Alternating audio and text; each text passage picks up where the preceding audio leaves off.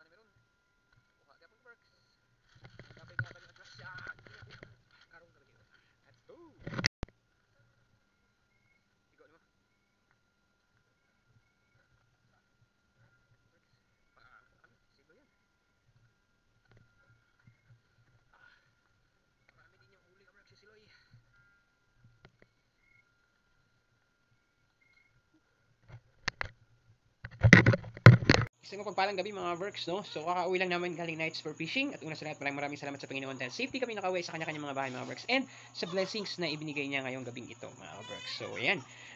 It's August 15 po at exactly 9 p.m. kami umahon. Pero ngayon is 9:42 na kasi nagbiyahe pa kami. And ayan, tara, let's go. Without any further ado, pakita ko sa inyo ang aking mga huli ngayong gabing ito at bigay ng Lord ng mga blessings. Let's go. Meron tayong baga-baga. Ayan, meron tayong checkered snapper. Meron tayong surahan. Ayan, meron tayong maming. And of course, may malaki-laking pata akong tinamaan. Tapos katambak, hindi naman ganun kalakihan. At danggit or hamuod. Meron din tayong, hindi ko alam, ito angelfish yata ito. Kalimutan ko yung pangalan nito, kabraks. Ayan. So, apat din sila nahuli ko. At of course, hindi nawawala sa atin ang ating cuttlefish. Apat na kubutan, kabraks, or cuttlefish sa English. Ayan, so yun ang aking mga huli ngayong gabing ito, mga kabraks, no? So, ayan po silang lahat. At meron na naman blessings at mga ulam na ibinigay si Lord sa amin. Thank you!